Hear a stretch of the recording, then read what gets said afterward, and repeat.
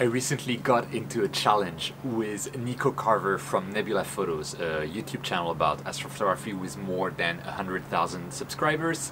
And the challenge was to image the Pleiades. I would be imaging from here in Tokyo in a Bortle 8 very light polluted area. He would be spending one night in a Bortle 4, so much darker area, but still not the darkest ever, and then we'd be able to compare the results. This video is to show what happened.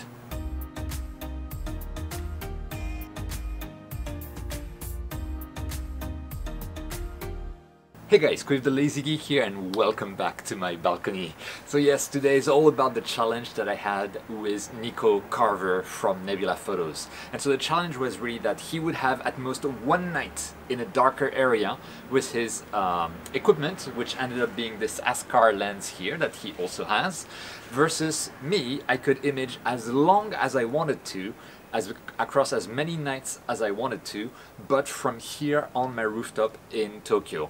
And we wanted to see who would get the best result, the better result on a target that is quite hard from light polluted areas, which is the Pleiades. So it's not an emission nebula, it's a reflection nebula. It does not it doesn't really help to use filters like the Optolong L Extreme or L Enhance on it, and it's actually better for color balance to just go full UV-IR cut filter, so no light pollution filter whatsoever. And this is what we both did. Here was my strategy to try and beat Nico. I had my Celestron C6 with a Hyperstar lens at the front, which means that I have a focal length of 300 millimeters at a focal ratio of f2, which means it's a very fast focal ratio. I can, per pixel of my camera, I can get a lot of photons very quickly. And actually in the end I took 6 nights imaging. I did 6 nights, basically the whole night on the Pleiades, for a total of 22 hours of data across 2 cameras and 2 new moons. At first I used my 533 MC Pro from ZW camera, which is an excellent camera. I still have it attached to another rig there. And midway I switched to this camera, which is a Rising Cam, super long name camera, but the thing to remember about it is that it uses the Sony IMX571 color sensor, which is the same as in the ASI 2600 MC Pro camera. It's just the camera is much cheaper, but more important than that, it's less fat than the ZW version, so it wouldn't increase my central obstruction on my Hyperstar as much as the ZW model would have. And but the thing is, the IMX571 sensor and the sensor in the ASI 533 MC Pro, they're basically the same pixel size, same characteristics, but one is like cropped compared to the other. That's pretty much it. And so I ended up with 11 hours on the 533, with another 11 hours on this one, with exposure times of like 20 to 30 seconds. I stacked in the end around 3,000 exposures, or maybe was it, yeah, more like, yeah, around 3,000 exposures across both cameras.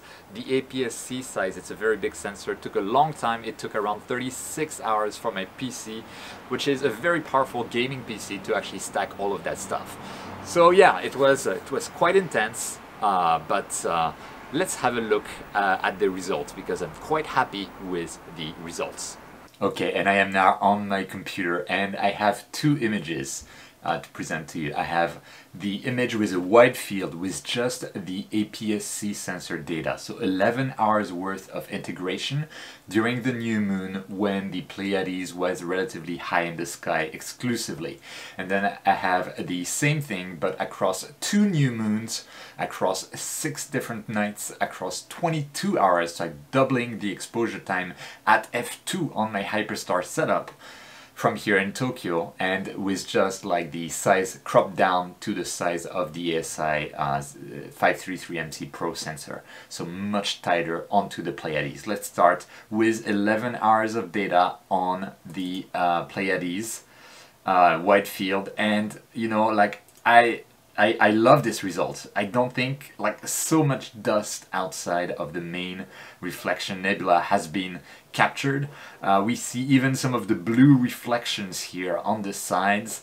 I was I was completely floored by this result. And we can see like some details, quite a lot of details actually, in the stars themselves, in the gases around the stars and all this interstellar dust.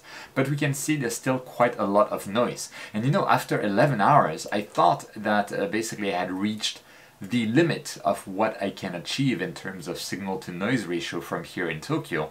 And I would looking at this result, seriously, wouldn't you call it a day? I would have called it a day, but I had a challenge to compete in, and I wanted to make sure to put my best foot forward. So I wasn't happy with just 11 hours of data, and that's why we ended up with 22 hours of data. Would you think that 22 hours makes a big difference? The answer is yes, yes it does. It's going to be cropped to the 533 sensor size, but this is what we look at when we're looking at 22 hours of data. And the nebulosity, it was much easier to process, first thing. And second thing, you can see when you go inside the nebulosity, there's almost like the signal to noise ratio is excellent.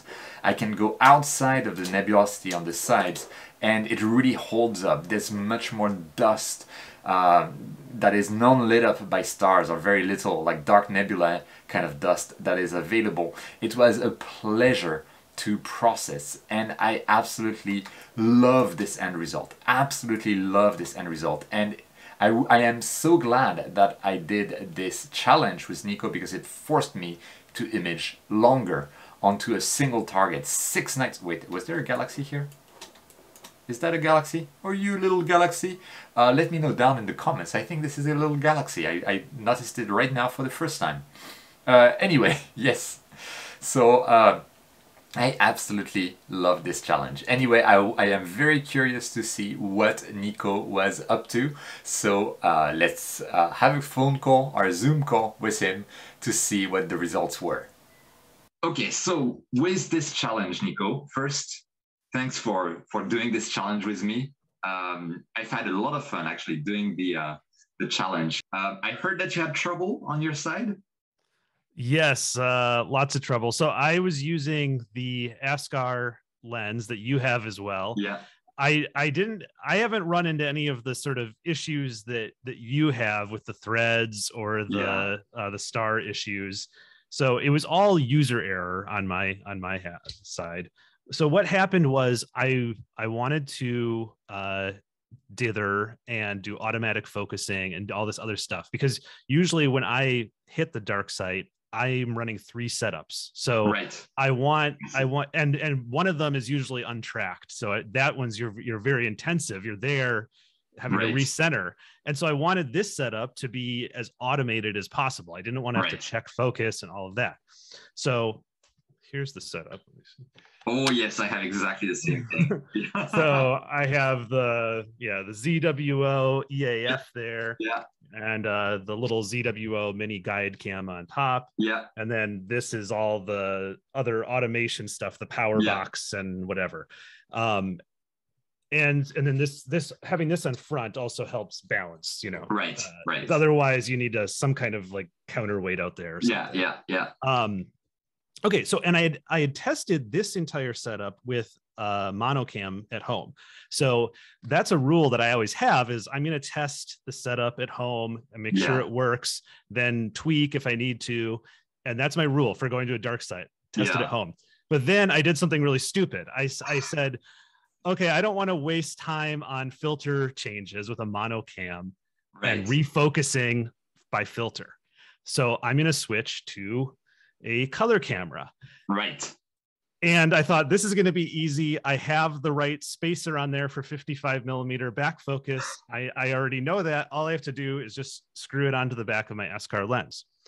So I did that. I get to my dark site. I can't reach focus. I go through the entire focal range. I start at one end, go all the way to the other. No focus. And I realized this, at some point I had put this extra 5mm spacer on there. I have no idea why. I have no memory of doing that, and I couldn't get it off. And so and this is a very common problem. If you are in astrophotography long enough, you'll find that spacers bind together. It happens on so many of my spacers. And you try with rubber grip, and these two will not come apart. So I have no spacers to get me to the right back focus with this camera. But it took me about 45 minutes, an hour to realize that during the dark, because at this time of year in the Northeast, it gets dark at like 4:30. I mean, I guess that's all over the world, but I mean, in the Northern Hemisphere. And so it was already dark. I'm just wasting dark time. Now, luckily, I did have extra cameras. I did have a plan B. So, but I didn't have a USB cable to control this Canon T7 from the computer. No. Right. So then I'm like, okay, I've wasted so much time. I'm not even going to guide. I'm not going to do any computer control other than just have the mount running. Right. And so I just started taking 30-second pictures with the T7 with an intervalometer. And that's what I ended up doing. No guiding, no dithering. I was just like, I need to get at least a few hours here. And if I try to set this all up now, I'm probably just going to waste time. So that's my story for this challenge. Broke my own rule in a way by changing cameras, and then I paid for it. Yeah, we've all made this kind of mistake. I remember changing a camera before going to a dark site and forgetting the T-ring for that camera. I had the T-ring for another brand. Oh yeah. And I duct taped it together in the end. It kind of worked, but there was a bit of tilt. It's and like for any beginners watching this video, by the way, this spacers binding together, it happens all the freaking time. And I like to have, I think I have 2 strap wrenches in my car at all times, just for that, so I know I can unbind those things. Because sometimes, even as you said, rubber gloves are not enough. Yeah, it's a big problem. So do you have like I've tried strap wrenches, and the problem I've had is sometimes with something like this where it's only 5 millimeters, I can't get the strap wrench to just sit on that piece and not extend over onto this one somehow. Or do you have sort of like very thin ones that work well? I have thick ones. They're probably like 2 centimeters or almost 1 inch or something like that thick. And I did use them on such small adapters, but it's really hard and it takes a lot of time. And if you're in the dark, in the cold, forget about it. Yeah. And there was a long time when I didn't know that strap wrenches were a thing. So it's like I had bound adapters at home that I didn't know what to do with. Yeah. And I would use like huge pliers on them and then leave huge marks. Huge scratches, It's like, But like, I'm super impressed because I think like every time I went to a dark site this year, something went wrong and I wasn't able to get anything out of it. And I think that's like one of the big things if you live in the city.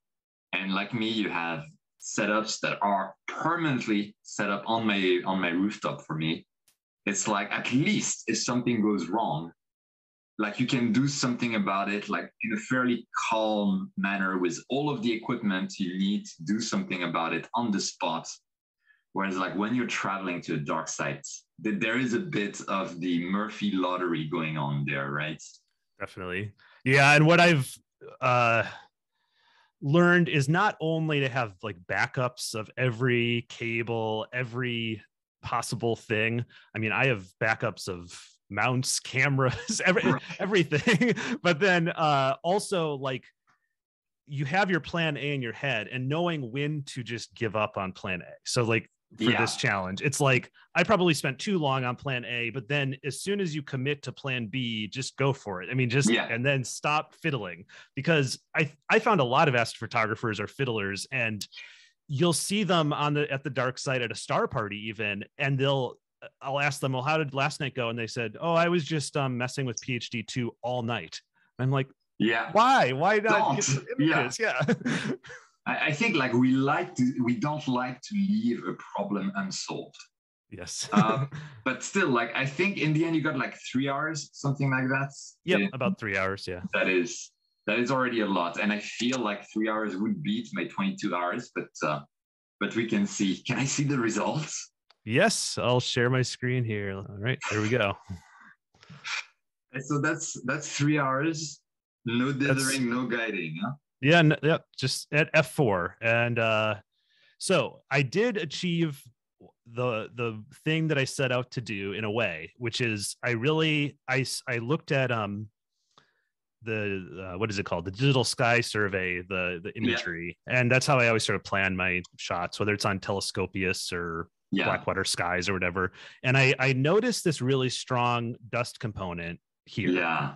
And I just thought, okay, this looks really cool how it sort of is like an S into the Pleiades. And I was like, that'll be a great diagonal across the frame. And then I can even include, so originally I was thinking of doing this at 360 millimeter focal length. But then when I saw that at 200, I could get this little vulture head dark nebula down there in the corner. I thought I need to try to get that, because I haven't seen too many shots framed like this where you have the vulture head to the Pleiades. Yeah, this composition is amazing. It's such an awesome shot. So we often see Pleiades to California Nebula. Yep. Right, in terms of composition, but like just this is so cool. Plus so much dust. And I like how the dust around the Pleiades, you get, it's not, some people process it so that this whole thing is just brown. But there's actually a lot of bright blue stars that give a blue dust. And I think that's really cool. Completely agree. I saw the same. I have, even on my APS-C, because I'm at 300 millimeters, I have a tighter kind of field of view. But still, I see. And I was surprised, and I was actually surprised to be able to get that from Tokyo as well, as to see that some of that dark nebula right next to the Pleiades is actually blue because of the blue star there that is shining it up. And I really love that. It's a beautiful target overall. Yeah, it makes me think about, what do we call a reflection nebula, which is just the stars, shining on the dust, versus a dark nebula. That's true. They're effectively the same thing, right? Yeah, it's just about I think we only call it reflection nebula if it's a nice color. To us, blue and yellow are nice, and brown is sort of well. And I think that some of the dark nebula, like the one in the in Sagittarius and things like that, where there's so many stars in the Milky Way, and then the way that most people process those ones, I don't know if you could process them to be bright, but most people process them to be almost like inky black. Like Barnard's E, for instance, or something like that. It's almost always processed to be just black against the Milky Way. But when you're in these regions, the dusty constellations like Taurus or Orion or whatever, then people usually, or Cepheus, then people bring out the dark nebula and try to make it stand out against the sky. And I love to see this kind of stuff. And this composition is amazing. Like, there's so much dust. The dust color is beautiful. You have the vulture, and the Pleiades is like such a natural color. And that's just 3 hours of data. And it's all manual. I did have to do some sort of hacky work in Photoshop to reduce the walking noise, those diagonal lines, because I wasn't dithering. And I had it on my Orion Atlas, so it was very steady, the tracking. And so when your tracking is very steady but you're not dithering, you get very noticeable walking noise, especially with a DSLR. And so but I noticed that the walking noise, the dominant noise color was a red. And so I basically just did a select the red and desaturate it, and that helped a lot. That is such a cool way to do it. And I've been a victim of walking noise so many times when I was starting, before I knew dithering was a thing, or before I was auto guiding. And that's a super good way of getting rid of the walking noise. And it's and I think a lot of people's inclination is to reach for normal noise reduction techniques. That's horrible. And it's terrible. It's going to totally destroy your image. It's going to make it all a blurry mess if you do that. So this is really no noise reduction, because it can't, at 3 hours, it can't really handle much noise reduction. I'm sure yours at 22 hours can, but this at 3 hours, I don't do normal noise reduction. I just try to desaturate the noise if it has a unique color component to it. Yeah, there's no denoising technique that I know of that works really well on walking noise. So I think your way of doing desaturation, like really, really nice. And I love the end result. It's I can already tell you it's better than mine. Oh no, I don't think so. Let's switch to yours here. Yeah, let me share my screen. Okay, so I'll start with the 11 hours of APS-C data. So this is how it looks like. And it looks great. The ad. So I mean, of course, we're looking at different image scales here, but I think that your stars actually, I think that I've watched some of your videos about the hyperstar, and you said that the stars are probably going to be a weakness of that telescope. But I think your stars look great here. I love the color. Thank you. That's I think like a lot of people don't like the star spikes that you get with hyperstar because of the diffraction artifacts, and they place cables in different ways to avoid that. And I don't care that much. And by the way, while I'm zooming in, if people are interested on APS-C, the stars in the corners, they're definitely degraded. They're a bit elongated because I probably don't have the spacing perfectly right, but they're perfectly acceptable. And this is like barely cropped. Only the stacking artifacts were cropped.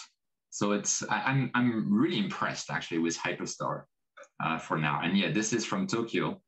And as I was mentioning, like some of the blue areas here on the bottom left is there in the dark nebula. Like there is a blue tinge, and I love that color.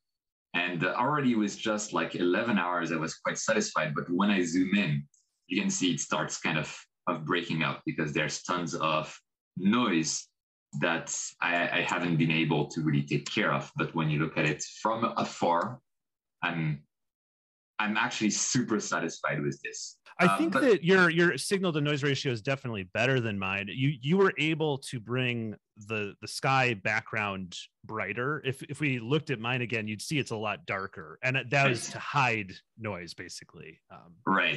Which a common technique. Yeah. And I think in your case, it actually looks great. It's great for the composition. And I'm wondering whether even if you had the freedom to brighten the background, whether you would have taken that freedom, because then the S might be less visible.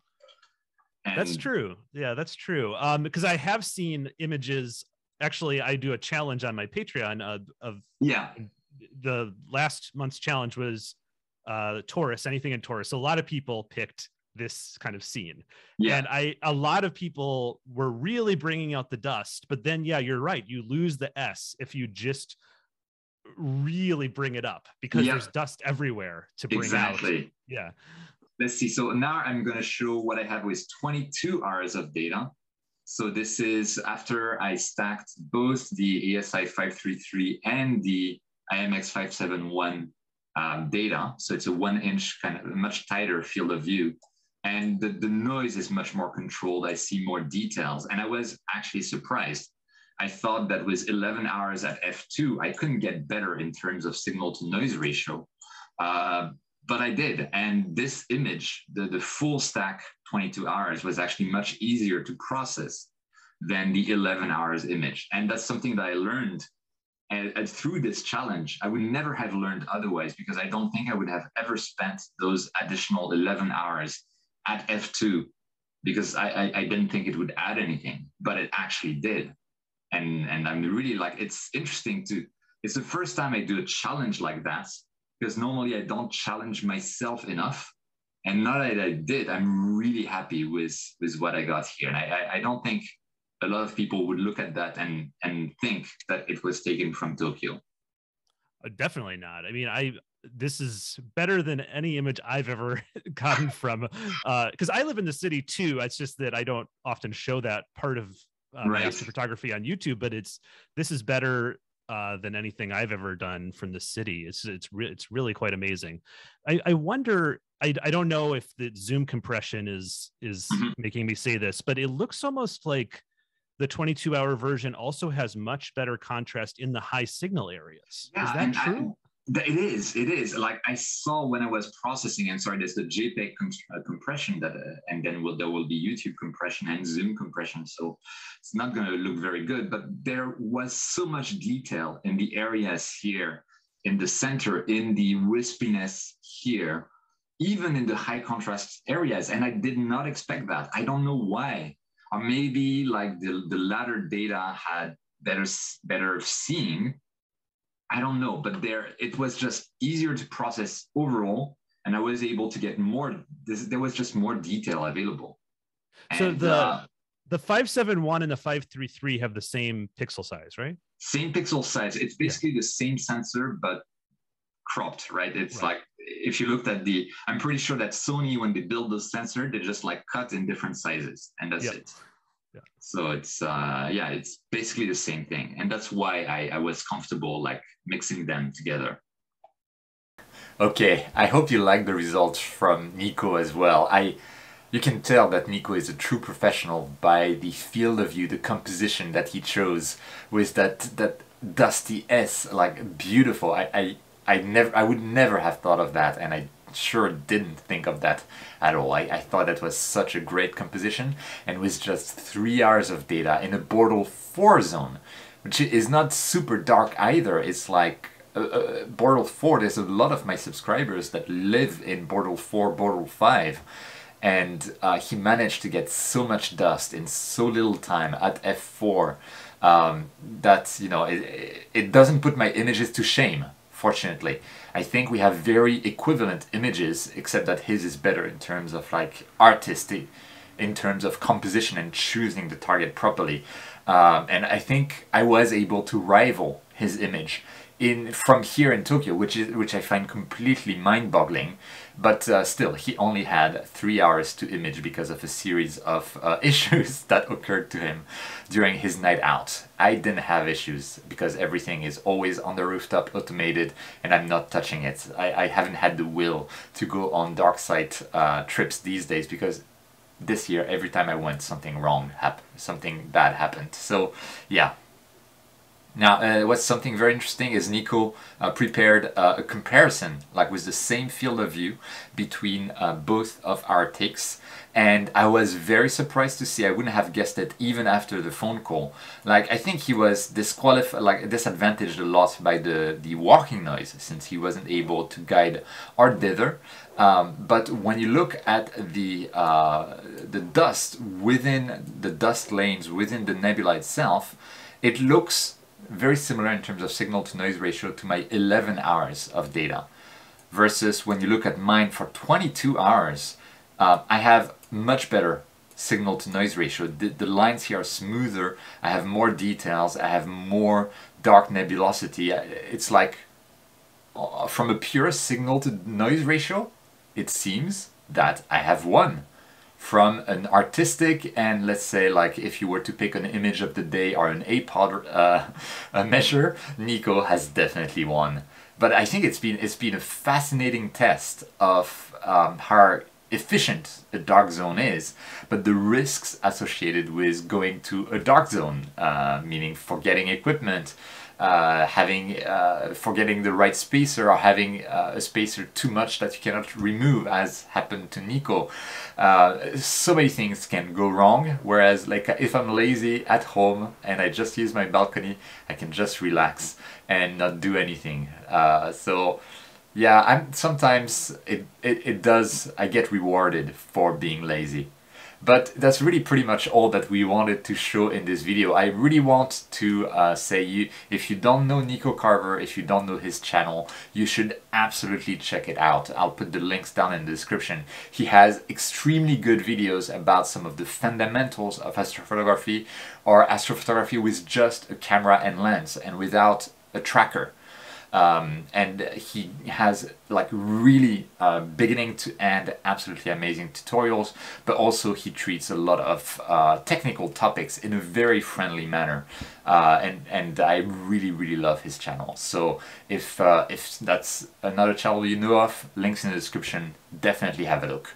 And he just passed 100,000 subscribers, so he's soon going to get that YouTube play button. I'm very jealous.